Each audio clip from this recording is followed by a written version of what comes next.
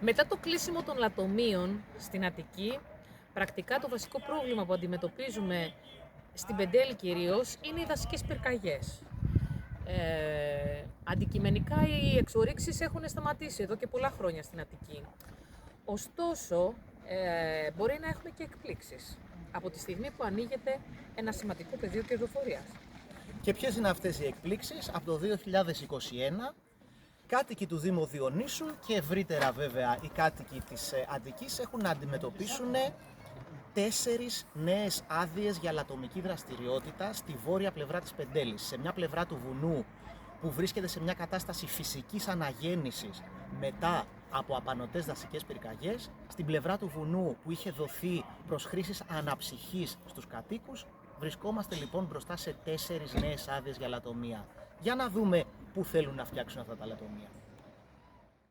Είμαστε λίγο πάνω, νότια από το νεκροταφείο του Διονύσου, βλέπουμε την ψηλή κορφή της Πεντέλης και αντικρίζουμε τη χαράδρα της βαθιάς Χούνης. Στα αριστερά διακρίνεται ένα από τα παλιά λατομεία.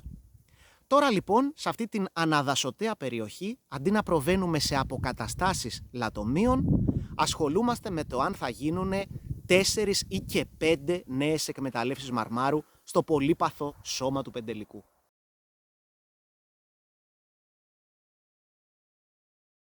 Χρειάζεται όμως ο λαός της Αττικής 4,5 εκατομμύρια ψυχές, καινούργια λατομεία? Κατηγορηματικά όχι θα πούμε.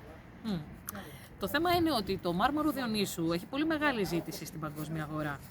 Έτσι το κεφάλαιο βλέπει μια πολύ μεγάλη ευκαιρία κερδοφορίας. Από την άλλη, εμείς τι θέλουμε, ποιες είναι οι πραγματικές μας ανάγκες?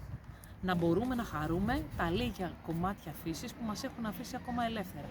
Αυτή είναι η πραγματική και ρεαλιστική ανάγκη μας.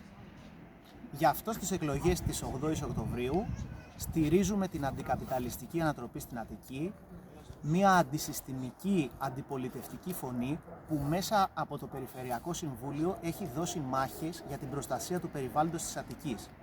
Και στην περίπτωση των νέων λατομικών δραστηριοτήτων στην Πεντέλη, η αντικαπιταλιστική ανατροπή στην Αττική ήταν απέναντι. Δεν έχουμε καμία εμπιστοσύνη στις συστημικές δυνάμεις του Σγουρού, του Χαρδαλιά, του Ιωακιμίδη, ότι θα αντισταθούν στις σιρήνες των επιχειρηματικών συμφερόντων.